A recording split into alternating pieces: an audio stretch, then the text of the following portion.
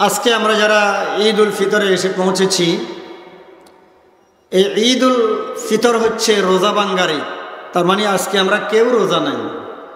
ঈদের দিন রোজা রাখা হারাম। আমাদের দেশের সরকারিভাবে গতকালকে 30 রমজান ধরে আজকে পয়লা শাওয়াল ধরা হয়েছে। সরকার যে ডিসিশন দেয় ওইটাই ঈদের দিন। সরকার যদি ভুল করে জনগণের কোনো গুনাহ হবে না। অনেকেই ফেসবুকে হয়েছে আরম্ভ করেছেন, তাহলে জায়েজ নাই। সরকারের ক্ষমতা আছে ঈদের দিন ঘোষণা করার। দেশের 17 কোটি মানুষ চাঁদ দেখে নাই, সরকারের কি দোষ? দেশে মানুষ বাস করে 17 কোটি, ঠিক কিনা বলেন? 17 কোটি মুসলমান কেউ চাঁদ দেখে নাই। আপনি সৌদি আরবের সাথে কেমনে ঈদ করবেন? মোবাইলের মাধ্যমে টেলিভিশনের খবর দিয়ে ঈদ করলে হবে না, কারণ তাহলে প্রশ্ন আসবে সৌদি আরবের সাথে ইফতার করতে হবে, সাহারি খেতে হবে, নামাজ পড়তে হবে। চাঁদ উঠে পশ্চিম দিকে, সূর্য উঠে কোন দিকে? তো চাঁদে আছে সূর্যের কোন দিকে তুন উঠে, এটাও তো বেশ কম।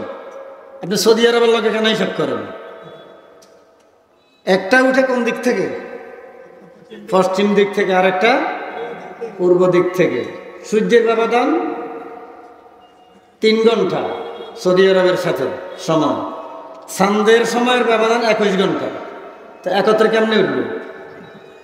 সূর্যের মাস চাঁদের মাস, চাঁদের মাস হলো চাঁদের সাথে, আর আরেকটা হলো সৌর মাস, যেটা আমরা হিসাব করি। দুইটা মাসের হিসাবেও কি আছে?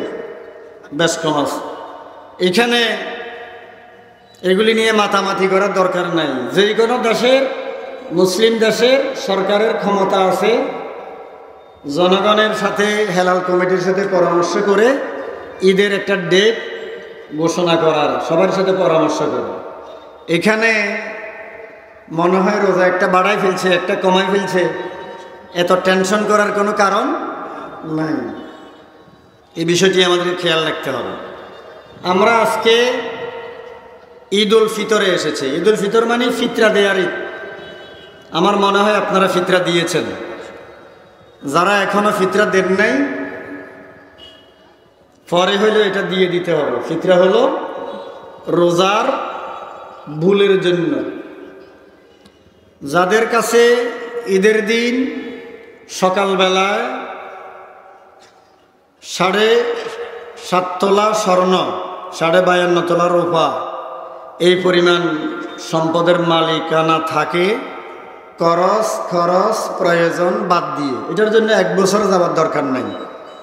জাকাতের জন্য 1 বছর ক্রস করতে হয়, ফিতরার জন্য 1 বছর লাগে না। ঈদের দিন এই পরিমাণ সম্পদ থাকলে হয়, খরচ বাদ দিয়ে তারা ফিতরা দিবে নিজের পক্ষ থেকে এবং নিজের নাবালেগ সন্তানদের পক্ষ থেকে।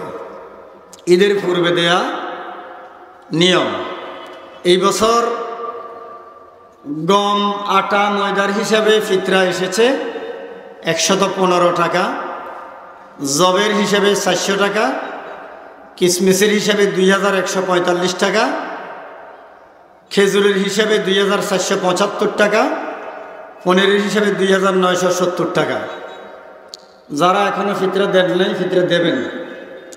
যাদের উপরে ফিতরা ওয়াজিব হয় নাই, তারাও যদি ফিতরা দেন সওয়াব হবে।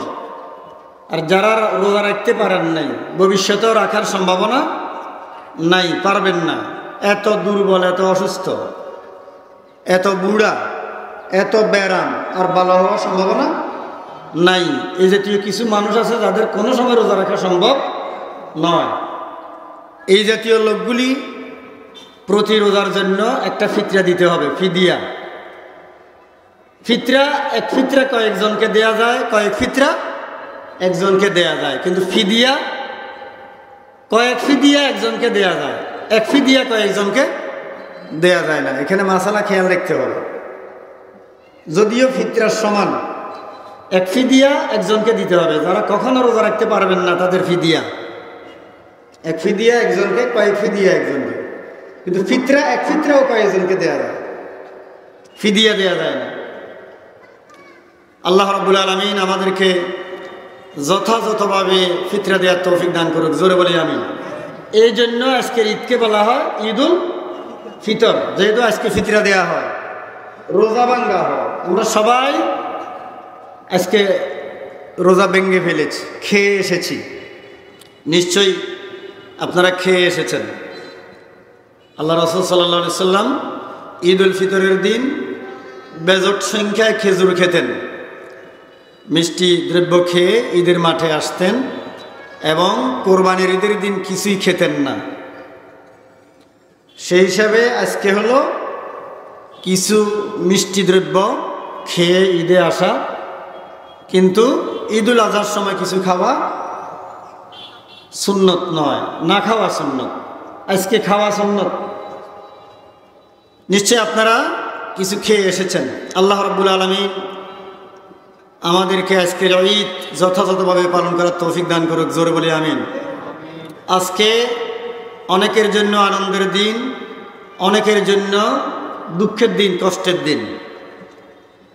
যারা রোজা রাখেননি তাদের জন্য কষ্টের দিন।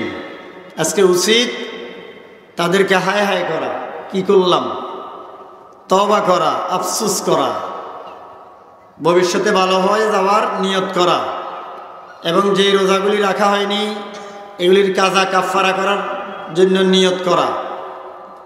তবু আজকে তওবা করতে হবে। যারা রোজা রাখেননি, রমজান মাসকে সম্মান দেননি, যারা রোজা রেখেছেন তাদেরকেও আমরা স্বাগতম জানাচ্ছি। আর যারা রোজা রাখেননি তাদেরকেও আমরা আজকে বুকে টেনে নেব। সবার জন্য আমি দোয়া করব। তবে সত্য হলো যারা রোজা রাখেননি তারা তওবা করতে হবে, আল্লাহর দরবারে কান্নাকাটি করতে হবে, সংশোধন হয়ে যাওয়ার জন্য চেষ্টা করতে হবে। আমাদের গুনাহ যদি পৃথিবী পাহাড়ের সমান হয়, আল্লাহর ক্ষমা রহমত আকাশের সমান, সুবহানাল্লাহ। আমাদের গুনাহ যদি আকাশের সমান হয়, আল্লাহর রহমত তার চাইতেও অনেক বেশি। আমরা যদি কোনো ভালো কাজ করার নিয়ত করি, আল্লাহ একটা নেকি আমাদেরকে দিয়ে দিবেন। আর যখন আমরা ভালো কাজ করব তখন এক নেকি নয় 10 নেকি দেওয়া হবে। কিন্তু গুনার নিয়ত করলে আল্লাহ পাক আমাদেরকে গুনাহ দিবেন না। গুনাহ করা পর্যন্ত বান্দা কোনো গুনাহ থেকে বেঁচে থাকে কিনা ওই অপেক্ষা আল্লাহ করেন, গুনাহ লেখা হয় না। সুবহানাল্লাহ ওয়া বিহামদিহি।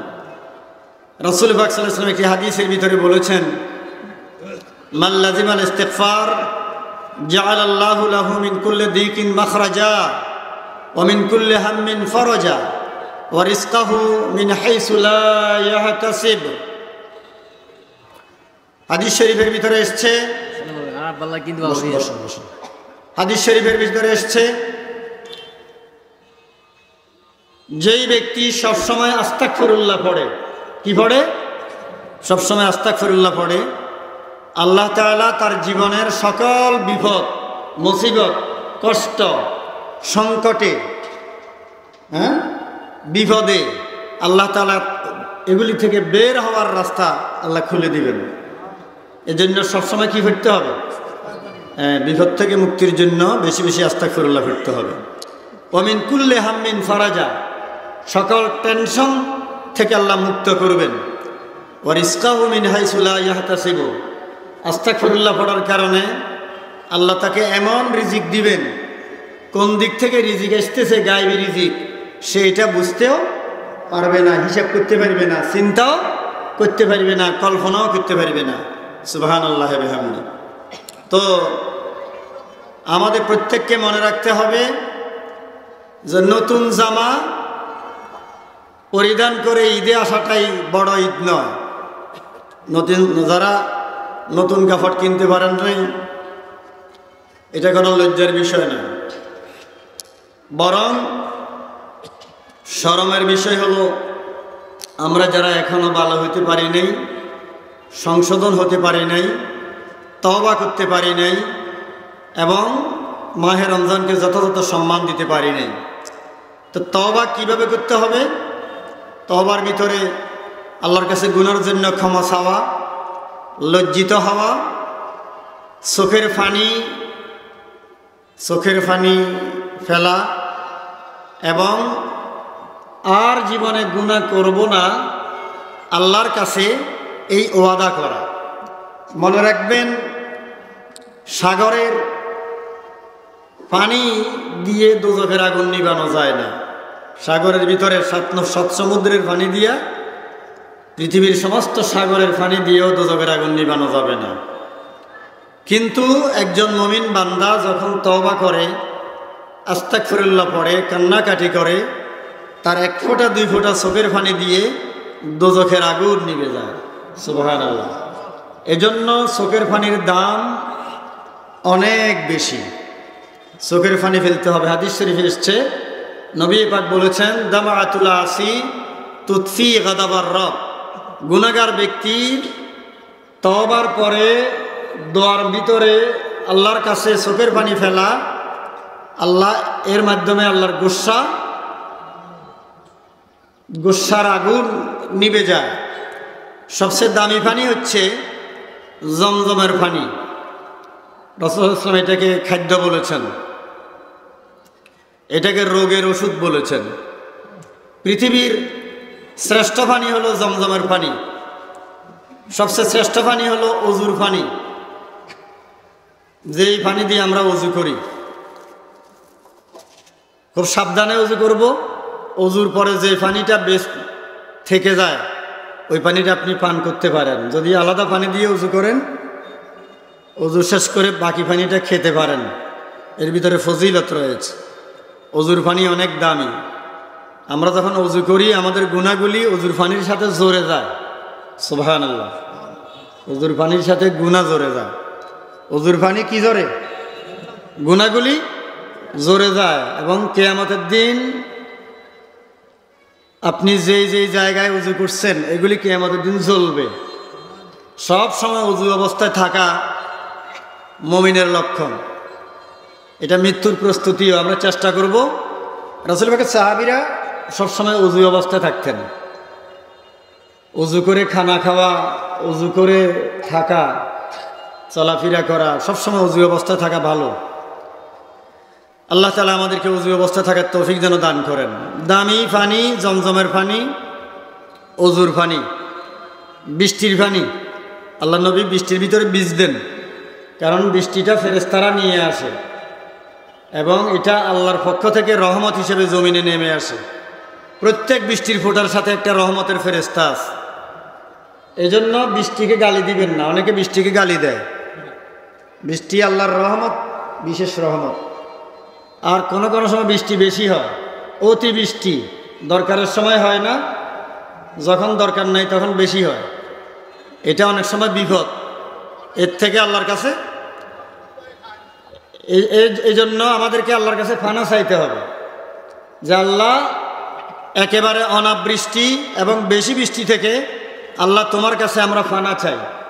তাহলে বৃষ্টিটা হলো আল্লাহর কি রহমত। এটা আল্লাহ পাক নিয়ন্ত্রণ করেন। এটা তো নুনা পানি ছিল সাগরে, আল্লাহ ফেরেশতাদের মাধ্যমে এই পানিটাকে মিষ্টি পানি বানিয়ে, সুন্দর করে বিশুদ্ধ পানি বানিয়ে জমিনে ফেলেন। এই বৃষ্টি কখন হবে এটা আল্লাহ ছাড়া কেউ জানে না। সুতরাং জমজমের পানি, অজুর পানি, বৃষ্টির পানি, দামি পানি। আরেকটা পানি হলো চোখের পানি। সুবহানাল্লাহ বলি সবাই। কিসের পানি? চোখের পানি। যে চোখের পানি ফেলে বান্দা আল্লাহর কাছে কান্নাকাটি করে। বুটের দোকানে যারা আছেন চলে আসেন, দরকারি কথা শেষ হয়ে যাচ্ছে। খেজুর গাছের ভিতরে যদি চুঙ্গির লগে কলস দেয়া না হয়, রস কি কলসে ফুটবে না বাইরে? তা আপনারা বাইরে ঘুরলে আমার কথা এগুলি বুঝবেন না। আরবি খুতবা তো বুঝবেন না। আরবি খুতবা তো আমরা নিয়ম হিসাবে পড়ি, এই জন্য বাংলায় কিছু কথা বলে দিই। এগুলি না শুনলে 1 মাস পরে আর ঈদে আসি লাভ কি? হ্যাঁ, খালি কি বুট খেয়ে ফেললেন? হ্যাঁ, ঘুরে ফেললেন নাকি? যারা রাস্তায় ঘুরতেছেন, আমি অনুরোধ করতেছি তাড়াতাড়ি ঈদের মাঠে চলে আসেন। এই কথাগুলি জরুরি, গুরুত্বপূর্ণ। এগুলি বাড়িতে গিয়ে মা বোনদেরকে শোনাবেন, তারা তো ঈদে আসতে পারে নাই। আল্লাহ নবীরা আমলে মেয়ে লোকেরাও ঈদ করত। এখনও যদি কোনো মেয়ে লোক ঈদে আসে আপনি তাকে দৌড়াই দিতে পারেন না, কারণ ইসলাম নারী পুরুষ সবাইকে অধিকার দিয়েছে। আর আমাদের সমাজে এরকম পরিবেশ নাই, মেয়ে লোকের জন্য ব্যবস্থাও নেই। যদি কোনো ব্যবস্থা থাকে, বিশেষ করে রাস্তার পাশে, রাজপথের পাশে মহিলাদের জন্য মসজিদেও জামাতে নামাজ পড়ার ব্যবস্থা থাকা উচিত। তাইলে বিপদে আপদে তারাও রাস্তাঘাটে থাকলে নামাজ পড়তে পারবে, বাড়িতে যাইতে যাইতে নামাজের টাইম চলে যাবে, এটা বিপদের আর কি। এমনি নিয়মিত মহিলারা মসজিদে আসার কোনো দরকার নাই, কারণ বাড়িতে থাকলে আল্লাহ সওয়াব দিয়ে দিবে, এত কষ্ট করার দরকার কি? বুঝেন নাই মানে কথাটা? তাইলে আমি এত জোর করি, এত সওয়াব কামাবের দরকার কি? এখন অনেকে ফেসবুকে লিখতেছে যে মেয়ে লোকদের জন্য ঈদে আসতে হবে, নামাজে জায়গা করতে হবে।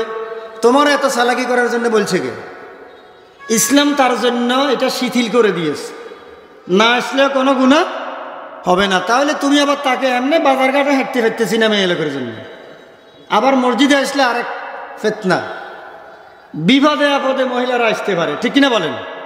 বিপদে আপদে হাসপাতালে গেছে, বাড়ির বাজার ছুটিয়া মসজিদের সামনে দিয়ে যাইতেছে, নামাজের টাইম হয়ে গেছে, তখন আসতে পারে। আমাদের এখানে ব্যবস্থা আছে, মহিলারা আসলে নামাজ পড়তে পারে, কিন্তু একদম বাধ্যতামূলকভাবে মহিলাদের জন্য নামাজের ব্যবস্থা করার দরকার নাই, এতে ফিতনা আরো বেড়ে যাবে। রাসূলের সাহাবীদের যুগেও মহিলাদের জন্য বাধ্যতামূলক নামাজ ছিল না। আপনি কেন চালাকি করতেছেন 2024 সালে আসে? আপনি কি সাহাবীদের থেকে বড় মুসলমান নাকি? এখন মহিলাদের জন্য বাধ্যতামূলক মসজিদে আসার জরুরত নাই। কেউ যদি আসতে চায় আপনি কি বাধা দিতে পারবেন? হারাম নয়, আসলে আসতে পারে, একান্ত প্রয়োজন বিশেষ ক্ষেত্রে। তখন ঈদও ফুটতো আগে জমানায়। তা এখন যেহেতু মহিলারা ঈদে আসতেছে না, তাদেরকে গিয়ে বাড়িতে ইমাম সাহেব জুমায় খুতবায় কি ওয়াজ করলো এটা তাদেরকে শুনিয়ে দেবেন, তাহলে তাদেরও লাভ হবে। আর যদি তারাও বিশেষ ব্যবস্থাপনায় ঈদের নামাজ পড়ে, এটা হারাম হবে না। হারাম হবে নাকি? হারাম হবে না, ওইটা বলে দিলাম। আল্লাহ আমাদের সবাইকে বোঝার তৌফিক দান করুক, জোরে বলি আমিন। তাইলে দামি পানি কি? জমজম, অজুর পানি, বৃষ্টির পানি, চোখের পানি। আর একটা পানি এলো শহীদের রক্ত। কিসের রক্ত বলেন না? শহীদের রক্ত। যে মুসলমান ইসলামের জন্য, দেশের মানুষের ইজ্জত বাঁচানোর জন্য, মুসলমানদের ইজ্জত বাঁচানোর জন্য, ইসলামের ইজ্জত বাঁচানোর জন্য, দ্বীনের জন্য জীবন দেয়, এই শাহাদাতের রক্তের দাম আল্লাহর কাছে কি? খুব বেশি। সুবহানাল্লাহ বলি। আল্লাহ রাব্বুল আলামিন আমাদের সবাইকে বিষয়গুলি বোঝার তৌফিক যেন দান করেন, জোরে বলি আমিন। আজকের এই দিনে আমাদেরকে আত্মসমালোচনা করতে হবে। আত্মসমালোচনা মানে গোটা রমজান মাস আমরা কি করলাম, গোটা রমজান মাসে আমরা কি পেলাম, কি করলাম, এগুলি নিয়ে আজকে হিসাব করতে হবে। খলিফা ওমর রাদিয়াল্লাহু তাআলা আনহু জানা যায় ঈদের দিন সকালে ঘরের দরজা বন্ধ করে কান্নাকাটি করতেছিলেন। লোকেরা গিয়ে খলিফা ওমরের বাড়িতে গিয়ে দেখলেন তিনি দুয়ার বন্ধ করে কাঁদতেছেন। তিনি বললেন, তোমরা যদি মনে করো আল্লাহ তোমাদেরকে মাফ করে দিয়েছে, তোমাদের রোজা কবুল হয়ে গেছে, আল্লাহ তোমাদের উপরে রাজি হয়ে গেছে, তাইলে তোমরা আনন্দ করো। আমি আনন্দ করতে আমার ভয় হচ্ছে, আমার রোজা, আমার ইবাদত, আমার রমজানের সিয়াম সাধনা আল্লাহ কবুল করছে কিনা, আমি এই জন্য কাঁদতেছি। সুবহানাল্লাহ। ঈদের দিন সকালে খলিফা ওমর রাদিয়াল্লাহু আত্মসমালোচনা করছেন। আমরা কি আত্মসমালোচনা করলাম? গতকাল রাত্রে মুসলমানের ছেলেরা যেইভাবে ফটকা ফুটাইল, হ্যাঁ, এটা কি ছেলেদের দোষ না আব্বাদের দোষ আছে? কথা বলেন না কেন? আব্বাদের দোষ, আম্মাদের দোষ, ভাইদের দোষ। যেই দোকানে বিক্রি করছে, আমি জানি না সে হিন্দু কিনা, কোন হিন্দু সওদাগর এই ফটকা বিক্রি করছে কিনা আমি জানি না। তোমাদেরকে বলছি হুঁশিয়ার হয়ে যাও। তুমি যদি মুসলমানের বাচ্চা হও, তোমার জন্য উচিত হয় নাই ঈদ উল ফিতরে হিন্দুদের দুর্গা পূজার মতো ফটকা বিক্রি করা। আর আমরা যদি মুসলমান হই, আমাদের জন্য উচিত হয় নাই আমাদের ছেলেদেরকে, শিশুদেরকে তাদের হাতের ভিতরে ফটকা তুলে দেওয়া। এরাই ভবিষ্যতে বোমাবাজি করবে, ঠিক কিনা বলেন? এরা এখান থেকে ফটকা থেকে বোমাবাজি শিখবে, বিড়ি সিগারেট খায়, আস্তে আস্তে ইয়াবা শিখে, ঠিক কিনা বলেন? এই যে একটা ছেলেকে বাফে মারি ফেলছে, ইয়াবা ইয়াবার যন্ত্রণায় মারে মারে, বাফেরে মারে, ঘরের ভিতরে সবার উপরে জুলুম করে, অত্যাচার করে, শেষ পর্যন্ত নিজের বাপ উড়াল দি নিজের ছেলেরে হত্যা করছে এই রমজান মাসের ভিতরে বাংলাদেশে। ঠিক কিনা বলেন? এর কারণ হলো সুশিক্ষার অভাব। কি শিক্ষার অভাব? সুশিক্ষার অভাব। বাংলাদেশে চুরি, দুর্নীতি, ঘুষ, সন্ত্রাসে এগিয়ে আছে কি শিক্ষিতরা না অশিক্ষিতরা? শিক্ষিতরা, কিন্তু এদের ভিতরে সুশিক্ষা নাই। বাংলাদেশে বউ তালাক দেয় বেশিরভাগ শিক্ষিতরা না অশিক্ষিতরা? এটা কি সুশিক্ষা না কুশিক্ষা? কুশিক্ষার কারণে অশিক্ষিতরা কিন্তু এত তালাক দেয় না। বাংলাদেশে আব্বা আম্মারা বাধ্য শিক্ষকদের সাথে বেয়াদবি করে। অসৎ নেতা, চরিত্রহীন নেতা, এরা কিন্তু বেশিরভাগ মূর্খ নয়, এরা পড়ালেখা করছে যে তারা, কিন্তু এদেরকে আমরা সুশিক্ষা দিতে পারি নাই। শিক্ষার নামে এটা ছিল কুশিক্ষা। বৃদ্ধাশ্রমে যে মা বাপ আছে, এরাকে শিক্ষিতদের মা বাপ বেশি না অশিক্ষিতদের? গরিবের না ধনীদের? ধনীদের। কারণ এদের ভিতরে সুশিক্ষা যেটা হওয়ার দরকার ছিল এটা তারা ঠিকভাবে পায় নাই। এজন্য আজকে সুশিক্ষার প্রয়োজন। কিসের প্রয়োজন? সুশিক্ষার প্রয়োজন। এই যে বাচ্চা থেকেই আমরা আমাদের শিশুদেরকে সুশিক্ষা দিতে হবে। এরা এখন কাদা মাটি, নরম মাটির মতো আমরা আগে মাটির কলসি, মাটির পাত্র ছিল, এগুলো কুমার, যাদেরকে আমরা কুমার বলি, এই কুমারেরা মাটির পাত্রগুলি কুমারেরা কেমনে বানায়? কি দিয়ে বানায় মাটির পাত্র? নরম কাদা মাটিকে আগে কাদা করে সেটা দিয়ে কলস বানায়। মাটিটা শক্ত হয়ে গেলে কলস আর ওই বনে। হ্যাঁ, এজন্য মাটি নরম থাকতে আপনি তাকে কলস বানাইতে হবে, পাত্র বানাইতে হবে, গড়ি বানাইতে হবে। আল্লাহ রাসূল কি সুন্দর কথা বলেছেন ১৫০০ বছর আগে, তোমাদের সন্তানরা, শিশুরা হলো তোমাদের জন্য কাদা মাটির মতো। এই জন্য এই ছোট বয়সে, কম বয়সে, এখন থেকেই আমাদেরকে আমাদের সন্তানদেরকে সুশিক্ষা দেওয়ার চেষ্টা করতে হবে। রাসূল পাক সাল্লাল্লাহু আলাইহি ওয়াসাল্লাম বলেছেন, ইযা মাতাল ইনসান ইনকাতা আনহু আমালু ইল্লা মিন সালাসিন সাদকাতিন জারিয়াতিন আও ইলমিন ইউনতাফাউ বিহি আও ওয়ালাদিন সালিহিন ইয়াদউ লাহু, রাওয়াহু মুসলিম। আল্লাহ রাসূল বলেন, মানুষ যখন মরে যায় তখন তার সমস্ত আমলগুলি বন্ধ হয়ে যায়, কিন্তু 3টি আমল বন্ধ হয় না। একটা হলো সদকায়ে জারিয়া, একটা হলো সুশিক্ষা। সুবহানাল্লাহ বলেন। হ্যাঁ, একটা কি? সদকাতিন জারিয়া ওয়ালমিন আও ওয়ালাদিন সালিহিন, আরেকটা হলো সুসন্তান। আরেকটা কি? সদকায়ে জারিয়া, সুশিক্ষা, আর কি? সুসন্তান। এই 3টা জিনিস মরে গেলেও আপনার কবরের ফায়দা, সওয়াব যাবে। আর গাছ লাগাইলে, কি লাগাইলে? গাছ লাগাইলে মরে গেলেও গাছের সওয়াব যাবে। সুবহানাল্লাহ বলেন না? এটা আপনার ছেলে মেয়েরা এটা ভোগ করবে, এটা বিক্রি করবে, ঘর বাঁধবে, এটার ভিতরে ফাঁকি বসবে, এটার ফল খাবে। সুবহানাল্লাহ বলতেন না? গাছও এক ধরনের সদকা।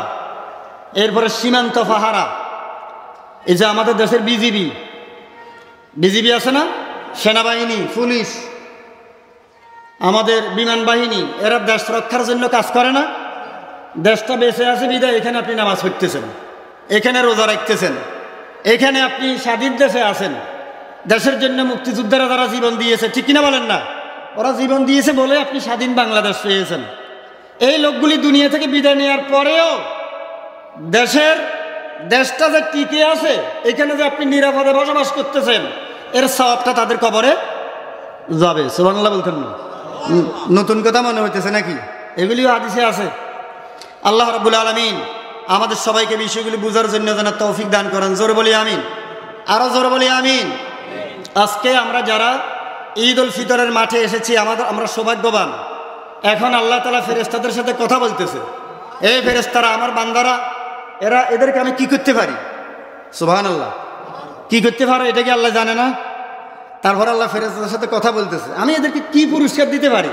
ফেরেশতারা বলবে যে এদেরকে পুরাপুরি পুরস্কার দিয়ে দাও, কারণ তারা একটি মাস পুরাপুরি রোজা রেখেছে, রোজা পুরাপুরি রেখেছে, এদেরকে পুরাপুরি পুরস্কার দিয়ে দাও, এদেরকে আল্লাহ তাআলা বলবেন আমার বান্দারা 1 মাস পরিপূর্ণ রোজা রেখেছে, আমার জাতের কসম, আমার ইজ্জতের কসম, আমার ক্ষমতার কসম, আমার রহমতের কসম, আমার কারামের কসম, আমি আমার বান্দাকে আজকে পরিপূর্ণ পুরস্কার দিলাম, মাফ করে দিলাম। হে আমার বান্দারা, তোমাদেরকে মাফ করে দিলাম, তোমরা ক্ষমা প্রাপ্ত, গুনাহ নাই এমন বান্দা হিসেবে ঈদের শেষে বাড়িতে যাও। সুবহানাল্লাহি ওয়া বিহামদিহি সুবহানাল্লাহিল আযীম। এই কথাগুলো হাদিস শরীফের ভিতরে এসেছে। তাহলে আমরা আজকে সৌভাগ্যবান, ফেরেশতারা আমাদেরকে এখন মারহাবা বলতেছে, মোবারকবাদ দিচ্ছে, ধন্যবাদ দিচ্ছে। এজন্য কি আমরা খুশি না বেজার? কারা কারা খুশি একটু হাত তুলি। আল্লাহও খুশি, ফেরেশতারাও খুশি, রাসূলও খুশি, আলহামদুলিল্লাহ হাত নামাই। সুতরাং আজকে আমরা সৌভাগ্যবান। নিশ্চয় আপনারা আজকে ঈদে যখন আসছিলেন, আপনাদের মায়ের কথা, বাপের কথা, পূর্বপুরুষদের কথা আপনাদের মনে পড়েছিল। আমরা আজকে আমাদের মুরব্বীদের জন্য দোয়া করব। যাওয়ার সময় সবাই রাস্তা পরিবর্তন করে যাবেন। কি পরিবর্তন? যদি অন্য রাস্তা থাকে, এক রাস্তা দিয়ে আসা আর এক রাস্তা দিয়ে যাওয়া, এটা একটা সুন্নত নিয়ম। আজকে আমরা মোলাকাত করতে পারবো। মোলাকাত করা বাধ্যতামূলক নয়, তবে যারা অনেক দিন পরে ঈদে দেখা হয়েছে তারা মোলাকাত করা একজনের সাথে একজনের সুন্নত। আমরা যারা এখানে এসেছি অনেকের সাথে গত 1 বছর দেখা হয় নাই, 2 বছর দেখা হয় নাই, 3 বছর দেখা হয় নাই। তাহলে আজকে মোলাকাত করা, তারা একজনের সাথে একজনের হাত মিলানো, মোলাকাত করা, সালাম বিনিময়, দেখা করি যাওয়া কি সুন্নত, ঠিক কিনা বলেন? আর যাদের সাথে সব সময় দেখা হয় তাদের সাথে মোলাকাত করলে অসুবিধা নাই, না করলেও অসুবিধা নাই, করলে সওয়াব হবে, কোনো অসুবিধা নাই, মোলাকাত করা সওয়াবের কাজ। তবে ঈদের দিন যে মোলাকাত করতেই হবে এরকম মনে করা যাবে না, এটা তো সব সময় করতে হয়। আল্লাহ রাব্বুল আলামিন আমাদের সবাইকে বুঝার তৌফিক দান করো, জোরে বলি আমিন। আজকে আমরা পৃথিবীর মজলুম সকল মুসলমানদের জন্য দোয়া করব। বিশেষ করে গাজার মুসলমানরা। আমরা যখন বহু আইটেমের খাবার খাচ্ছি, তখন গাজার 70,000 মানুষ গত কয়েক মাসে পঙ্গু হয়ে গেছে। এদের চোখ নাই, হাত নাই, পা নাই। 20 লক্ষ বাড়িঘর গত কয়েক মাসে ধ্বংস করে দেওয়া হয়েছে। 30,000 নরনারী শিশুকে হত্যা করা হয়েছে। অনেক নারীর ইজ্জত পর্যন্ত লুণ্ঠন করা হয়েছে। জাতিসংঘ এতদিন পরে বলতেছে, এতদিন পর্যন্ত জাতিসংঘের চোখ কানা আসিল, আন্দা আসিল। এই শয়তান এতদিন পরে বলতেছে গাজায় জুলুম চলতেছে। এতদিন সে চোখে দেখে নাই। আর মুসলমানদের সংগঠন OIC তো বিলাসিতা করছে। তারা বিধর্মীদের দালালি করে, তারা মুসলমানের প্রতিনিধিত্ব করে না। সুতরাং এই OIC মুসলমানদের বন্ধু হিসেবে কাজ করতে পারে নাই। এই অবস্থায় ওই মুসলমানদের জন্য আল্লাহ ছাড়া আর কেউ নাই। আমাদেরকে ঐক্যবদ্ধ হতে হবে, কোরআনের বলে, ইমানের বলে ঐক্যবদ্ধ হতে হবে। মহান আল্লাহ তাআলার দরবারে আমাদেরকে দোয়া করতে হবে। পৃথিবীর 57টি স্বাধীন মুসলমান দেশ আমাদের হাতে আছে। মক্কা শরীফ আমাদের হাতে, মদিনা আমাদের হাতে, স্বর্ণের খনি আমাদের হাতে, লোহার খনি, তেলের খনি, ঠিক কিনা বলেন? পৃথিবীর মোট সম্পদের 69 ভাগ আমাদের হাতে। 200 কোটি মুসলমানের 400 কোটি হাত আছে আমাদের, কিন্তু আমরা মার খাই। কারণ আমরা মুসলমানরা শুধু মুসলমান দাবি করি, ইসলামের কিচ্ছু আমাদের ভিতরে নাই। আমরা ইসলাম থেকে দূরে সরে গিয়েছি, কোরআন থেকে দূরে সরে গিয়েছি, আল্লাহর দিন থেকে দূরে সরে যাওয়ার কারণে আজকে আমাদের উপরে বিপদ নেমে এসেছে। আজকের এই দিনে আমরা বেশি বেশি পড়ব আল্লাহু আকবার, আল্লাহু আকবার, লা ইলাহা ইল্লাল্লাহু, আল্লাহু আকবার, আল্লাহু আকবার, ওয়ালিল্লাহিল হামদ। আল্লাহ তাআলা বলেছেন, ওয়ালা তুকমিলুল ইদ্দাতা ওয়ালা তুকাব্বিরুল্লাহ আলা মা হাদাকুম ওয়া লাআল্লাকুম তাশকুরুন। আল্লাহ তাআলা বলছেন যে তোমরা যে পরিপূর্ণ রমজানের ইবাদতগুলি করতে পেরেছ, রোজা রাখতে পেরেছ, এবং আল্লাহ যে তোমাদেরকে কোরআন দিয়েছে, দিন দিয়েছে, ইসলাম দিয়েছে, হেদায়েত পেয়েছ, এজন্য শুকরিয়া স্বরূপ তোমরা সবাই বলো আল্লাহ, আল্লাহু আকবার, আল্লাহু আকবার, লা ইলাহা ইল্লাল্লাহ, আল্লাহু আকবার, আল্লাহু আকবার, ওয়ালিল্লাহিল হামদ।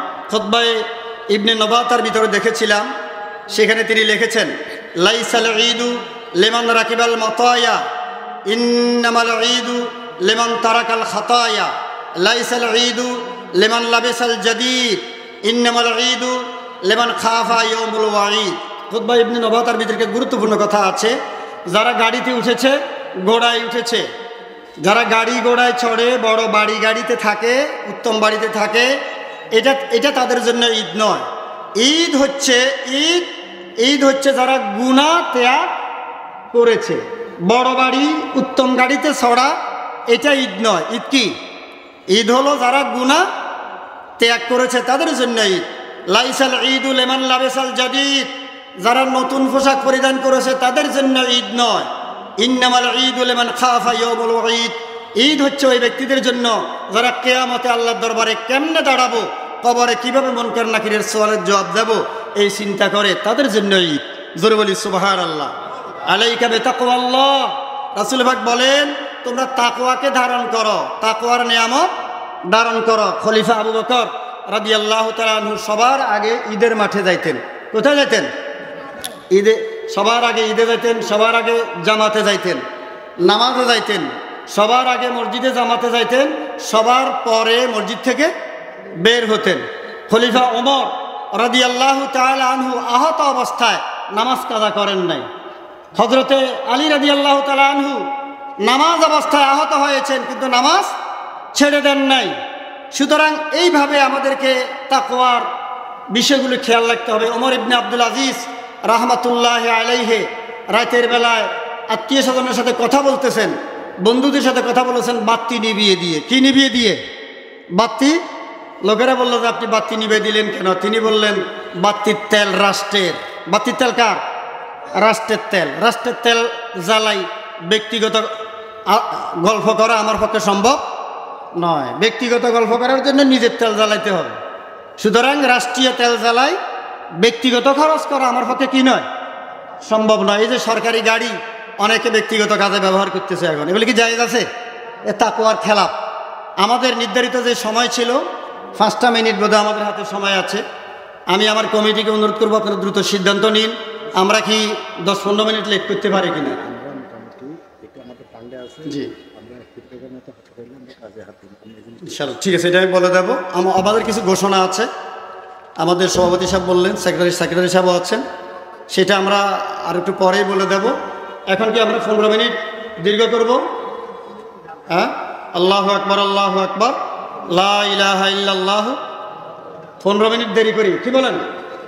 আমাদের বাড়িয়ারহাট কেন্দ্রীয় মসজিদের 9টায় জামাত, আমাদের গ্রামেও 9টায়। আমরা আপনাদের সুবিধার জন্য 8:30 দিয়েছিলাম, কিন্তু আপনারা আসেন নাই, অনেকে রাস্তা রয়ে গিয়েছে।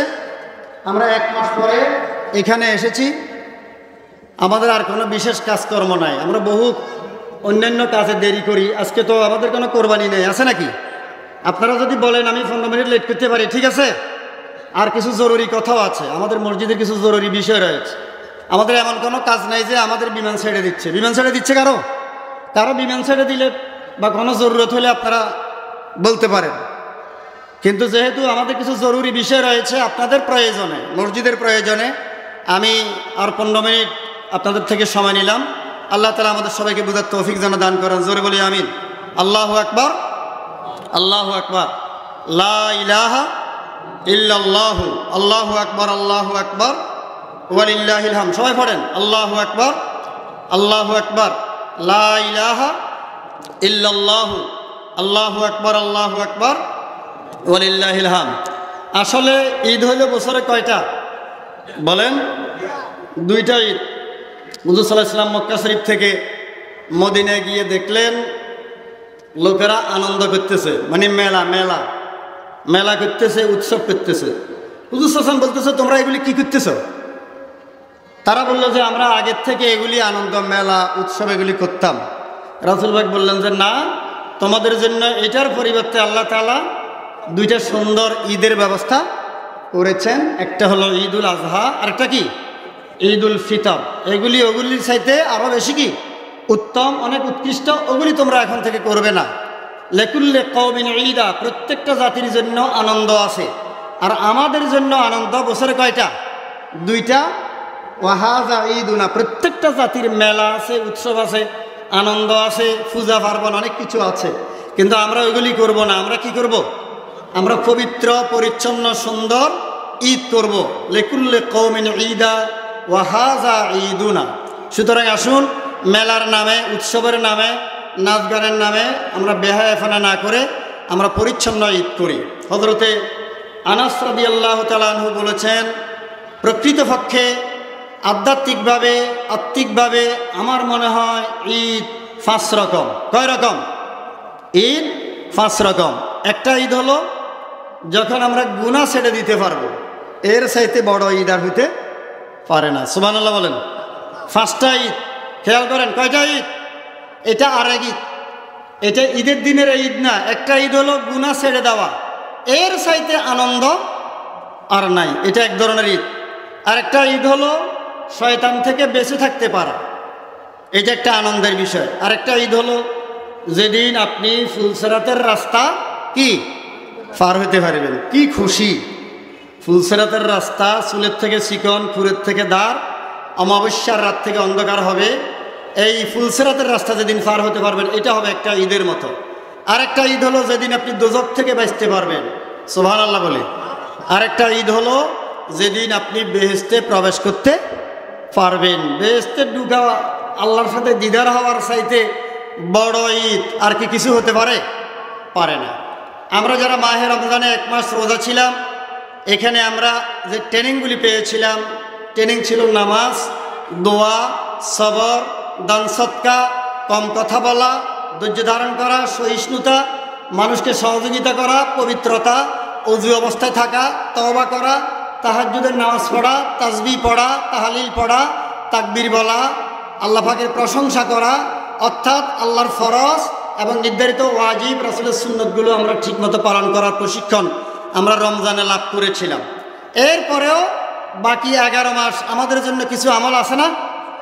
হ্যাঁ, নাকি বাকি 11 মাস নামাজ ছেড়ে দেব? হ্যাঁ, বাকি 11 মাস এগুলি আমাদেরকে ধরে রাখতে হবে। ফরজ রোজা ছাড়াও বাকি 11 মাসের প্রত্যেক মাসের 13, 14, 15 তারিখে বিশেষ রোজা আছে। প্রতি বৃহস্পতিবার এবং সোমবার, সপ্তাহের বৃহস্পতি এবং সোমবার বিশেষ রোজা রয়েছে, এগুলি রাখলে অনেক সওয়াব। জিলহজ মাসের প্রথম দশকের রোজা, আরাফাত দিনের রোজা, আশুরার আগে পরে করে 2টা রোজা, আশুরার দিন একটা, আগে একটা বা পরে একটা করে 2টা রোজা, বা এই যে রোজাগুলি অত্যন্ত ফজিলতপূর্ণ রোজা, আমরা চেষ্টা করব এই রোজাগুলিও রাখার জন্য। আর যারা মাহে রমজানের রোজা কাজা হয়ে গেছে, তারা আগামী মাসগুলিতে এই রোজাগুলি রাখবেন। একটি হাদিস এসেছে, হুজুর সাল্লাল্লাহু আলাইহি ওয়াসাল্লাম বলেছেন, যেই ব্যক্তি রমজানের 30, 29 রোজাগুলি রাখবে এবং শাওয়াল মাসে আরও 6টি রোজা রাখবে, কাসিয়ামিদ দাহার, আল্লাহ তাকে 1 বছরের সমান সওয়াব দিবেন। সুবহানাল্লাহ বলি। যারা রমজানের রোজা রাখবে এবং শাওয়াল মাস, মানে এই মাস, আজকে তো রোজা হারাম, আজকে রোজা রাখা কি ঈদের দিন রোজা আছে নাকি?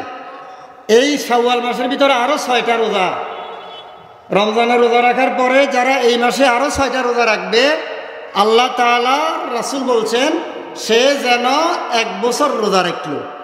সুবহানাল্লাহ। এই রোজাগুলি রাখার জন্য আমরা ইনশাআল্লাহ চেষ্টা করব। আল্লাহ তাআলা আমাদের সবাইকে তৌফিক দান করুন। জোরে বলি আমিন। আমি আপনাদের সামনে কিছু জরুরি কথা বলছিলাম আমলের জন্য। আগামী 1টি বছর আমরা এই বিষয়গুলি খেয়াল রাখবো ইনশাআল্লাহ। বলি সবাই, জোরে বলি ইনশাআল্লাহ। আর বিশেষ করে কিশোর গ্যাং, আমি একটা বিশেষ কথা আপনি বলছি, যেটা আমি আর একটু আগে বলা উচিত ছিল। আমি শুনতেছি আমাদের জোরারগঞ্জেও কিশোর গ্যাং, কি কিশোর গ্যাং, অর্থাৎ তারা এখনো 8, 9-এ পড়ে, ছোট বাচ্চা। এই ছেলেগুলি এখন মারামারি করতেছে, পিটাপিটি করতেছে, নানা রকমের দ্বন্দ্ব, মানে রেশারেশি করতেছে। এরা যদি এখন মারামারি করে তো ভবিষ্যতে তারা কি করবে? সারা দেশে আমাদের প্রধানমন্ত্রী পর্যন্ত কিশোর গ্যাং নিয়ে কথা বলতে বাধ্য হয়েছেন, আমি গত লোককে দেখছি পত্রিকায়। মানে এটা সরকারি গোটা দেশের জন্য একটা সমস্যা। এই যে প্রজন্ম, কিশোর গ্যাংয়ের বড় একটা সমস্যা, দেশের ভবিষ্যৎ প্রজন্ম ধ্বংস হয়ে যাচ্ছে। এইটা নিয়ে আমাদের কিছু করণীয় আছে নাকি নেই? আপনারা আস্তে আওয়াজ করলেন, এদিকে 2-4 জন আওয়াজ করলেন, বাকিরা চুপ। আপনাদের সন্তানগুলি নষ্ট হয়ে যাক, আপনারা কি এটা চান? কে কে চাই আমাদের ছেলে মেয়েগুলি ইমাম হোসেনের উত্তরসূরি হোক? কে কে চাই? যারা হাত তোলেন না, কি হাত তোলেন নাই? বুঝেন নাই? আজকে তো নতুন মাইক, শুনতেছেন না? হাত নামাই। বেশি কষ্ট হইতেছে নাকি? রমজান মাসের 1 মাস রোজা রাখতে কষ্ট হয় না, আজকে হাত তুলতে কষ্ট হইতেছে।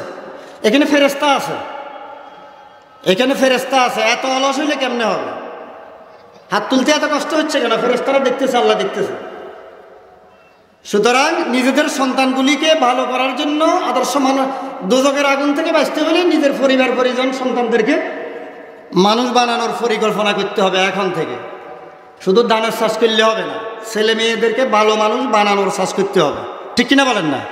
দানের চাষ গোলাতে বললে উন্দুর খাইয়ে লাগে, নিজে খাইয়ে লাগে, অল্প কদিন ওরা শেষ হয়ে যায়, হোক হয়ে যায়। ছেলে মেয়েকে যদি মানুষ বানান, ফুটবে, ফোকা ফুটবে না। এটা মরে গেলেও কাজ লাগবে। ঠিক কিনা বলেন না? এটা স্থায়ী ফসল। দান দুনিয়ার অন্যান্য চাষবাসগুলি অস্থায়ী ফসল। ঠিক কিনা বলেন? কিন্তু সন্তানদেরকে মানুষ করতে পারা কি স্থায়ী ফসল। স্থায়ী ফসলের দিকে আমাদেরকে নজর দিতে হবে। আরেকটি কথা বলি, আমাদেরকে কাজ করতে হবে। কি করতে হবে? কাজ করতে হবে। কাজ না করে বসে বসে কি খাওয়া যাবে? একটা কর্মঠ জাতি, দেশের কর্মঠ নাগরিক, কর্ম সঞ্চালতা যদি না থাকে, আমরা নিজের ভয়ে দাঁড়াতে পারবো না। রাসূল বলেছেন, তলাবু কাজবুল হালালি ফারিদাতুন বাদাল ফারিদা। যত রকমের হালাল ফরজ আছে, সবগুলি ফরজের ভিতরে একটা ফরজ হলো হালাল রুজি। কি রুজি? হালাল রুজি। হযরতে আদম আলাইহিস সালাম কৃষক ছিলেন, কৃষক আমাদের আব্বা। নূহ আলাইহিস সালাম ছিলেন মিস্ত্রি, তিনি কাজ করতেন। ইদ্রিস নবী ছিলেন দর্জি। ইব্রাহিম নবী ছিলেন রাজমিস্ত্রি। সুবহানাল্লাহ বলেন না? ইলিয়াস নবী ছিলেন তাঁতের কাজ করতেন তিনি। দাউদ আলাইহিস সালাম লৌহ দিয়ে বিভিন্ন যন্ত্র, অস্ত্র, বিভিন্ন বস্তু বানাতেন। মূসা আলাইহিস সালাম ছিলেন রাখাল। ঈসা আলাইহিস সালাম ছিলেন চিকিৎসক। মুহাম্মদ সাল্লাল্লাহু আলাইহি ওয়াসাল্লাম ছিলেন ব্যবসায়ী। আল্লাহর নবীরা কি কেউ অকাজা ছিলেন নাকি? কাজ করতেন। সুতরাং কাজ করেন, পরিশ্রম করতে হবে। গায়ের ঘাম, শ্রমিকের গায়ের ঘাম শুকাবার আগে তার প্রাপ্য কি করে দাও?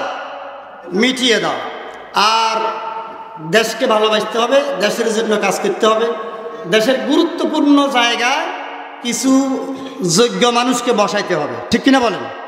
যারা ইসলামকে ভালোবাসে, কোরআনকে ভালোবাসে, দেশকে ভালোবাসে, এই জাতীয় লোকগুলি দেশের গুরুত্বপূর্ণ জায়গায় দায়িত্ব পাইলে দেশের মানুষের জন্য কি লাভ, এই বিষয়টি আমাদের খেয়াল রাখতে হবে। আমরা শুনতে পাচ্ছি দেশের অনেক গুরুত্বপূর্ণ জায়গা যেখানে মুসলমান থাকা দরকার, সেখানে অমুসলিমদেরকে বসিয়ে দেওয়া হয়েছে বিভিন্নভাবে, যেটা নিয়ে অনেক প্রশ্ন উঠেছে। যেটা মুসলমানদের স্বার্থ কি অমুসলিমরা রক্ষা করবে? কথা বলেন না কেন? অমুসলিমরা কি মুসলমানদের স্বার্থ রক্ষা করবে? একান্ত গুরুত্বপূর্ণ 17 কোটি মুসলমানের দেশ, এখানে সব হিন্দু, বৌদ্ধ, খ্রিস্টান, চাকমা, তিরিফা মিলাইলে 1 কোটি হবে না। সুতরাং 17 কোটি মুসলমানদের স্বার্থ ক্ষতি হয় এমন কোনো ব্যক্তিকে বড় কোনো দায়িত্ব দেওয়া যাবে না, যারা 17 কোটি মুসলমানের স্বার্থের বিপরীত কাজ করে বা করার সম্ভাবনা আছে। আপনারা কি আমার কথার সাথে কি একমত না দ্বিমত? এই বিষয়গুলি আমাদের মাননীয় সরকার বাহাদুরকে খেয়াল রাখতে হবে, যাতে মুসলমানরা কষ্ট পায় এমন কোনো ব্যক্তি যেন দেশের কোনো গুরুত্বপূর্ণ দায়িত্ব না পায়। শুধুমাত্র বিধর্মীদের স্বার্থ সংরক্ষিত হইলে হবে না, মুসলমানরাও এই দেশের কি নাগরিক, এবং এটা শাহজালালের দেশ, শাহফরানের দেশ, মোহসেন আউলিয়ার দেশ। বিধর্মী এবং মুসলমান সবার অধিকার সমান না? কথা বলেন না কেন? সবার অধিকার সমান, যাতে সবার অধিকার সমানভাবে সংরক্ষিত হয়। আমি জানি সরকার এই ব্যাপারে আন্তরিক আছে, ভবিষ্যতে আরও বেশি আন্তরিক হবেন বলে আমরা আশা করছি। সর্বশেষ যে কথা বলে আমার কথাকে আমি ফিনিশিং টানতে চাই, সেটা হলো মহিলাদের ব্যাপারে খেয়াল করুন।